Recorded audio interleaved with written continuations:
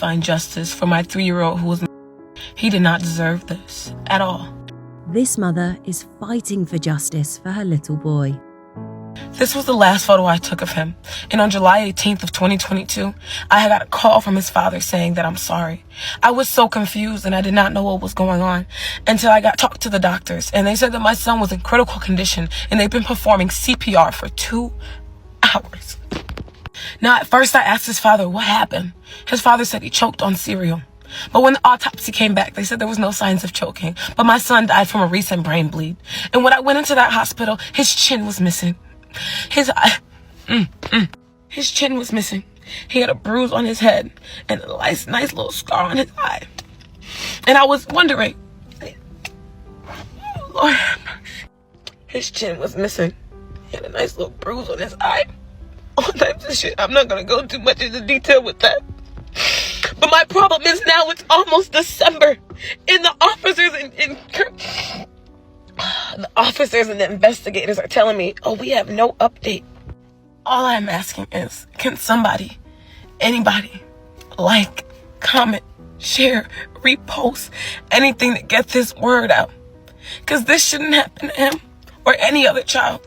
I was going to court for over a year telling the judge, hey, my son's coming home with bruises. Hey, my son's coming home and he's not acting the same. The judge told me boys will be boys. Boys will be boys is the reason my son is not here today.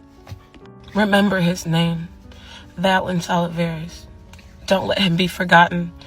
There's a new law in Illinois coming up where a lot of people are going to be released starting January 1st. And I have a big feeling on reason why this has not been figured out yet, because they're waiting for the year to pass to let this just sweep under the rug. And I'm not letting it go under the rug. I'm not being quiet about it no more. So never, ever forget the name Vallen. Justice for Vallen. Justice for my baby. What happened to my son, I'm not 100% sure, and that's the main reason of me posting.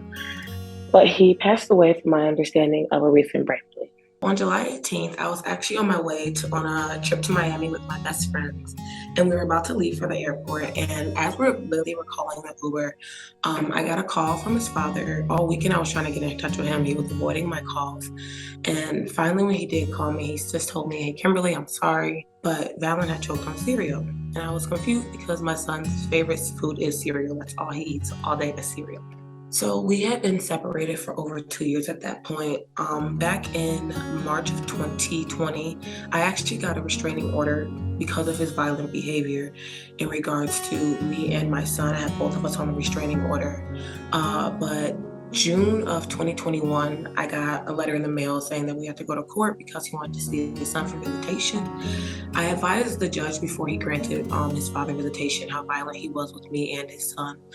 But the judge told me that visitation rights change over time, so there wasn't really much I could do about it. And then finally, I put in a petition to stop the visitation or to get supervised visitation because I'm not a person. I believe every child does need their father in their life to an extent, if it's in the most safest way possible. So I did ask for supervised visitation, and I fought that for over a year, and nothing was ever done about it.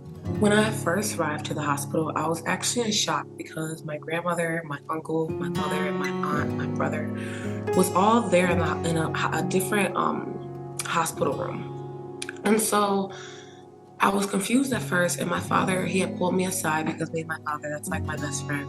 He pulled me aside and was like, Kimberly, I just want to let you know before you walk in, I don't want anyone to sugarcoat anything, but Vallen had passed away. And right when I heard that, I broke into tears. I asked, where was he? And he was honest, I didn't even know he was in the room right next to us. And the moment I walked into the room, all I seen was just this blood everywhere. All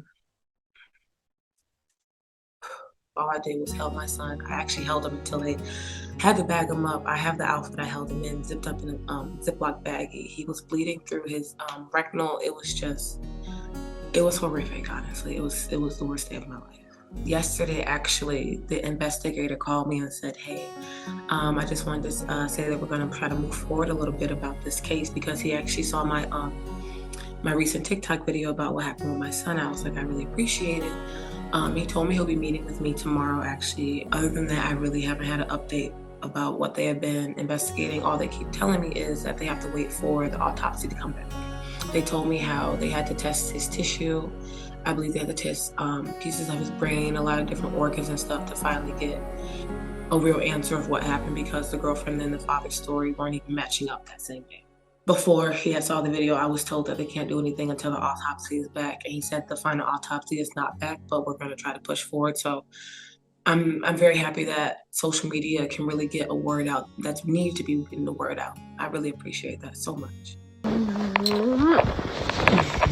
love you.